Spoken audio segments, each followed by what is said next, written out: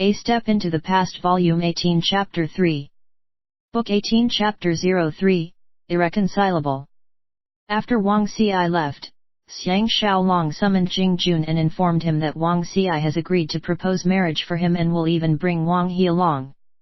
With a joyful cry, Jing Jun somersaulted several times on the spot and skipped away happily. Xiang Xiaolong and Teng Yi watched in amusement. Teng Yi's eyes are glittering with tears and signs of memory recall. Xiang Xiaolong knew that he is thinking of his first wife and several kinsmen who have died a tragic death and felt sad too. Teng Yi sighed, if not for that tragedy, little Jun will not enjoy today's fortune. Heaven's will is truly unfathomable. No matter what, our brotherhood will stand the test of time. Xiang Xiaolong secretly thought that it is not heaven's will that is unfathomable but that there is no way to change the will of heaven. He himself is living in history and it seems like there is no way he can change anything too. Teng Yi suggested, third brother can go home to take a rest. I can handle the workload.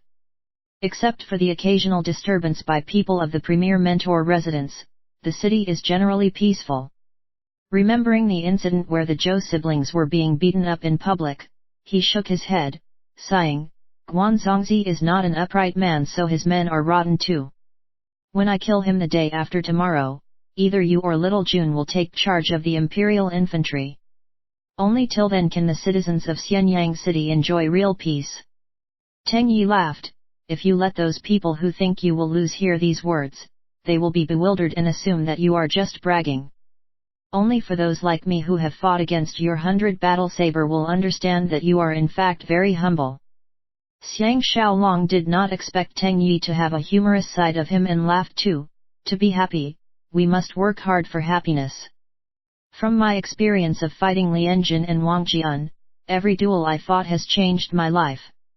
I wonder how will my life change after the duel with Guanzongzi. Teng Yi stood up and escorted him out of the command center main gate.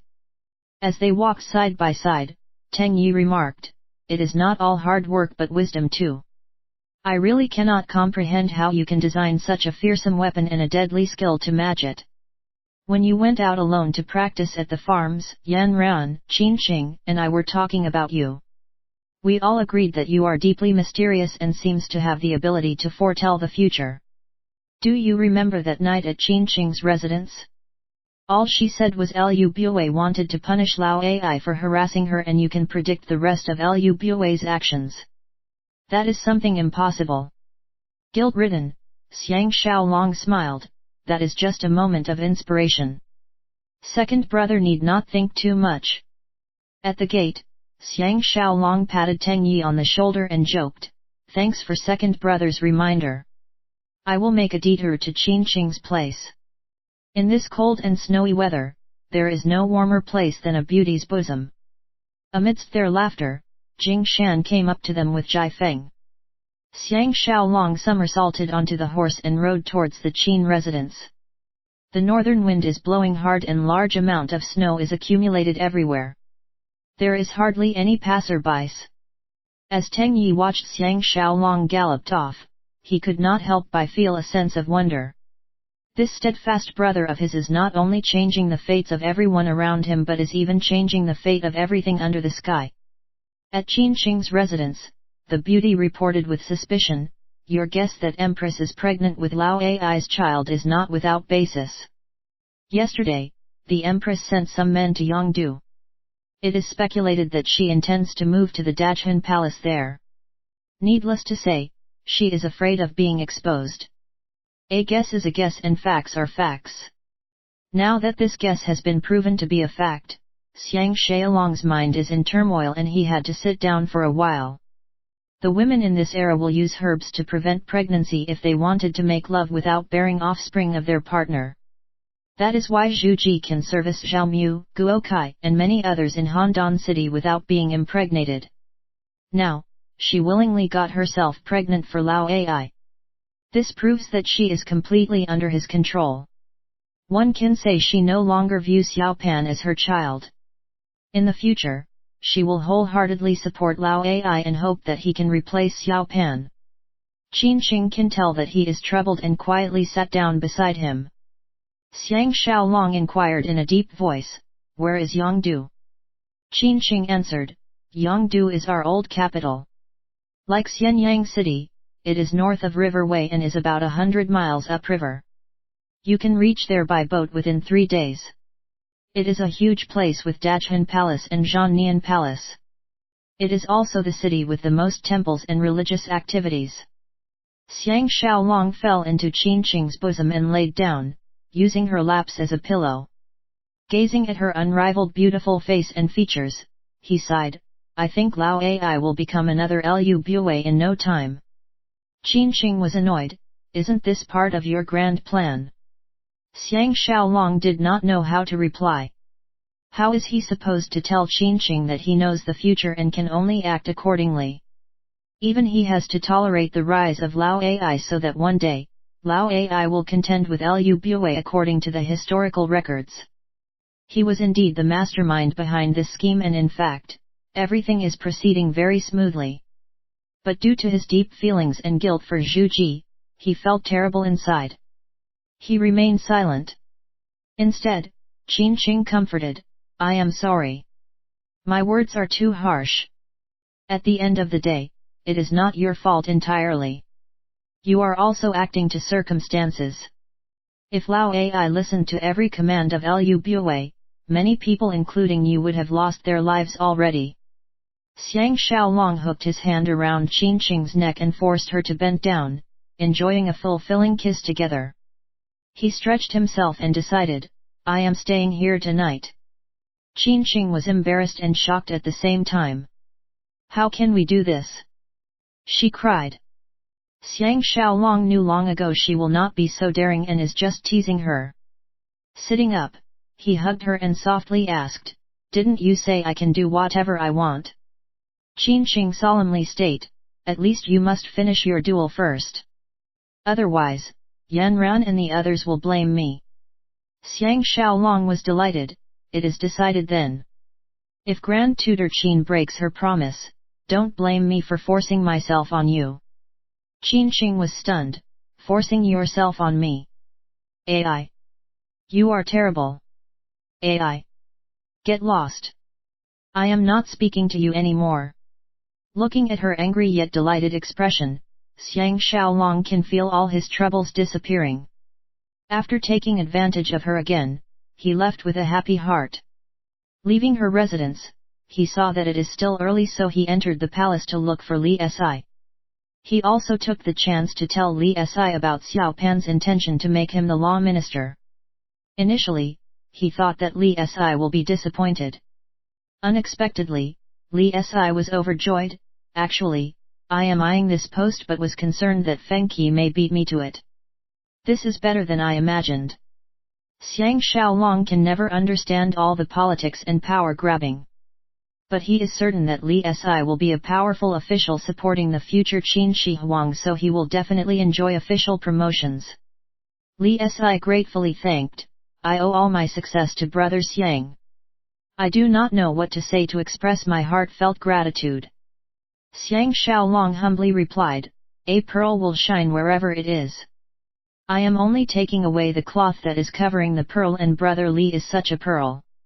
It is with your contributions that the Crown Prince will unite the world one day." Li Si smiled, "Brother Xiang thinks too highly of me. Since Jiangong started governance, Xiangong started administration, Xiaogong implemented Shang Yang's reforms, and King Huivan consolidated everything, our Qin state has made significant progress in terms of politics, economy, and military. In these turbulent times, we are in the best position to unite the world.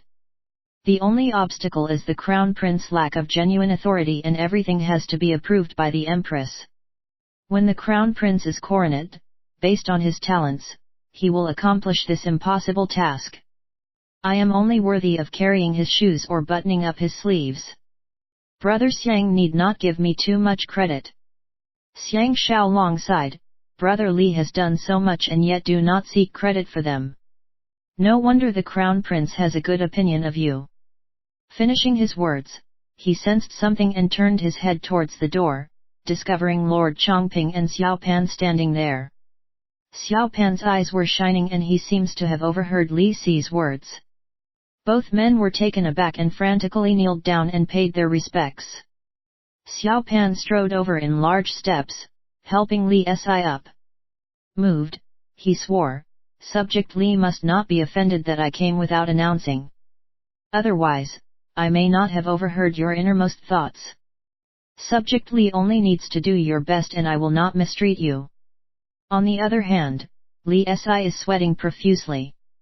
If he had made some negative comments earlier, his future will be ruined.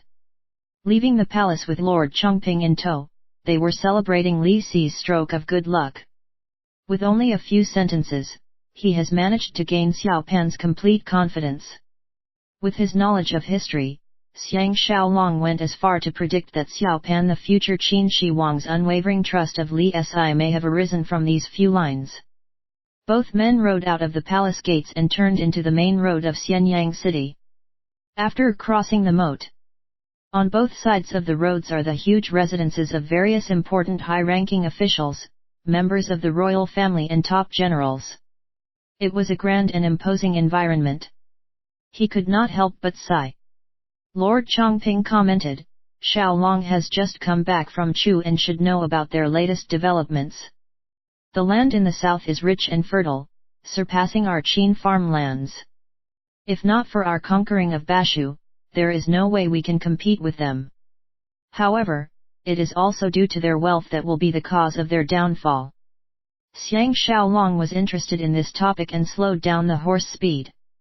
He was curious, wealth is better than poverty. Why would it be the cause of their downfall?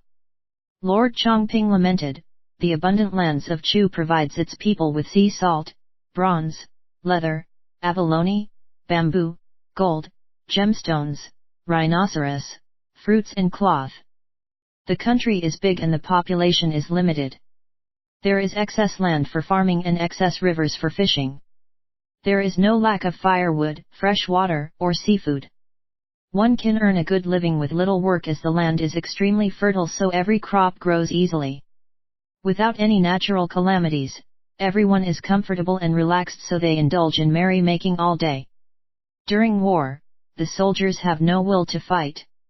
Their armies may be big but without genuine capabilities. Otherwise, they would have conquered the world long ago." Xiang Xiaolong agreed with everything Lord Chongping mentioned. Li Yuan is indeed a flamboyant character, but he is hard-working too. He took the chance to ask about Zhao, whom he is the most familiar with. When he was masquerading as Dong horse fanatic, he had used the analogy of northern horses and southern horses to differentiate between Zhao and Chu. For some reason, Lord Chongping is in a great mood and started chatting. "Zhao has a big territory too, but most of the land is mountainous. The northern part is near Linghu, where the people are strong and fierce. Smaller kingdoms like Dingxiang, Yunzhong, and Wu Yuan are all conquered by Rongdi. The people are good hunters but are weak at farming and business. Regarding the areas near Yuanjing such as Han Xin, Tai Yuan, and Shangdang, they are all occupied by the descendants of many ex-ministers and officials. They spend all their time scheming against one another and seek fame for themselves, leading an extravagant life. For example, the concubines of the Zhao king numbered more than 100 and they are all dressed in expensive clothes. The aristocrats indulge in wine, meat, and women. They may produce the best soldiers on land, but they are not able to utilize talented men. In fact, they are jealous of talent, otherwise, Zhao Guo will not replace Lian Po, and directly resulted in the loss of the Battle of Chongping. Xiang Xiaolong did not expect Lord Chongping to have such insight, and his opinion of him improved. He praised. These words described the essence of Zhao. What about the other states? After being praised by Xiang Xiaolong, Lord Chongping is even more spirited. Yan is situated in the northeast and it will mostly made up of poor mountain folks. Only the capital looks decent. We can disregard them. Han is in dire straits and most of the population live in the hills, making it hard to grow crops. If not for Zhao and Wei supporting them, we would have conquered Han a long time ago. Xiang Xiaolong has yet to visit Yan and Han, so he does not know the details. But remembering the incident when Han Fei came to Daliang to borrow grain, he was sure that Lord Chongping is telling the truth. Lord Chongping continued, Wei has always been our arch-enemy. Once, that year, General Wu Qi fortified themselves west of the river and we lost incalculable battles there. They allied themselves with everyone and limited our eastern expansion plans. From the border to their capital Daliang, the distance is over 10,000 miles and protected by 300,000 soldiers. Fortunately, Wei has grown arrogant and incurred the wrath of Handan City and the people of Zhao, inciting widespread anger against them, resulting in the loss of the Battle of Guiling. Even their top general Pang Wan was captured by the enemy. Since that mistake, Wei has declined over the years, resulting in their present circumstances. Xiang Xiaolong remembered the sayings of Zhao, the people of Wei cannot be trusted. That year, King Anli of Wei sent men into Zhao to attack him while disguised as horse thieves. Wei deserves the retribution of being annihilated in the future. He nodded, Lord has analyzed every state in the east except for Qi. Lord Chongping thought for some time and mysteriously asked, Does Xiaolong know what is the favorite pastime of Qi people besides making empty talk? Xiang Xiaolong responded, How will I know? Tell me quick. Lord Chongping laughed, I may have been promoted to be the left premier but lack the bearing so everyone is treating me like a normal friend. Ha! But I like it this way. Xiang Xiaolong knows that he is easy to get along and broke out into a wide grin. Lord Chongping divulged, Currently, the most popular trade in Linzi is loan sharking. The richest loan shark is a shady merchant named Zhong Sunlong. He is even richer than Lu Buwei in the past. I don't think anyone can match his wealth. From this, you can tell how shallow the people of Qi are. The rich spent all their time in singing, dancing, making music or cockfighting, dog racing. The poor are generally homeless and live from hand to mouth, making up a large portion of the population. Otherwise, based on their seafood trade, salt resources as well as their capable business strategies, how come they were nearly conquered by Yan? If not for the rise of Tiandan, Qi will be in trouble. Xiang Xiaolong sincerely professed, This is called, talking to a wise man is better than 10 years of reading. It is a nice coincidence that we have promoted a talented man like you to be the left premier. Lord Chongping burst out laughing, Xiaolong need not tease me. I don't know how you did it but sister has been convinced to marry Yang Duanhe instead of Guan Zongzi. Even if you land a few punches on me, I would accept it gladly. Xiang Xiaolong finally understood the reason for his joyfulness. He was about to say something when chaos broke out. On the roadside, everyone was trying to run away from a commotion. It turns out that there are two groups of swordsmen engaged in a fight. Lord Chongping bellowed, Surround them. The 18 guardians and Lord Changping's personal escorts hurriedly got down their horses and advanced forward. The two groups of swordsmen have a huge gap in their strength. One group has 30-odd men while the other group only has 5 men. What was surprising is that the winning group was the group of 5 men. Their might comes from one of the swordsmen whose skill is alarmingly high. This man is around 25 years old and is tall and handsome. When he moves, his footwork is like the wind and his attacks are ruthless. Every time he strikes, either an opposing weapon will be struck away or an injury will be inflicted. There is no way to resist his attacks. Even the larger group of swordsmen were heavily defeated and were trying to run for their lives. But the group of 5 swordsmen refused to let them off and were hot behind their heels. However, they showed mercy in their attacks. No one was killed and only injuries were sustained, causing many fighters to fall down and being unable to climb back up. As they fought along the street, a line of injured men can be seen as they were struck down. When Jing Shan and the others arrived in front of them, the 5 swordsmen angrily sheathed their swords. Although they were confronted by official soldiers, the 5 men remained defiant. From the other group of men, there were only several of them left standing. Clustered in a group, their eyes are flaming with hatred as they stared hard at the 5 swordsmen. Xiang Xiaolong and Lord Chongping exchanged a glance. Both of them were aghast at what they saw. Noticing the uniform color of the larger group, they can be identified as family warriors of Premier Mentor. Who are the 5 swordsmen who have the audacity to attack the subordinates of the Premier Mentor? Assessing the expert swordsman, Lord Chongping coldly breathed, this man's sword skill is almost as good as Guanzongzi's. Xiang Xiaolong nodded once and brought his horse forward, barking, how dare you people fight on the streets? Is there no regard for the law? Report your names. The handsome expert swordsman stood as erect as an immovable mountain and had an imposing aura. He bowed slightly towards Xiang Xiaolong, showing his disregard for him. Acting as if nothing has happened, he simply replied, I am Han Ji from the inner custodian residence. Using their status as Premier Mentor's followers, these men tried to force the restaurant singer to drink wine with them. I could not take it lying down, so I take it upon myself to teach them a lesson. Jing Shan and the rest could not bear with his arrogance and wanted to force him to kneel down, but after hearing that he is with Lao Ai, they hurriedly swallowed their words. Lord Chongping came up to Xiang Xiaolong's side and whispered, Han Ji is from Han and Lao Ai got to know him when he was in Han. He is the number 1 swordsman of Han and it seems like he deserved this reputation. Xiang Xiaolong recalled that Xiao Pan did mention his name before. The other man is Ling Qi, who is Lao Ai's advisor. Zhu Ji had wanted to promote both of them. A spokesperson came out from the group of men belonging to the Premier Mentor's residence.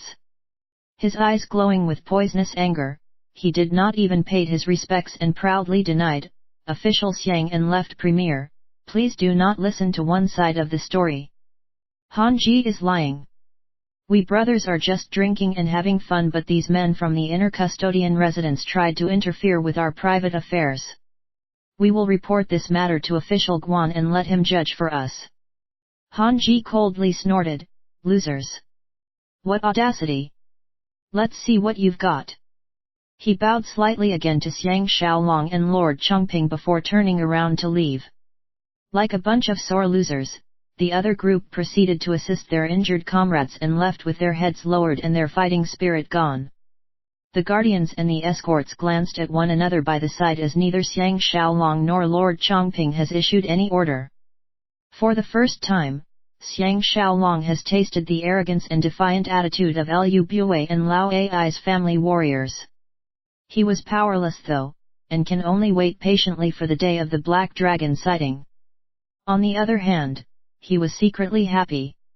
Now, Lu Bue and Lao Ai's disagreement has escalated to a level of irreconcilability. Finally, he can enjoy some days of peace.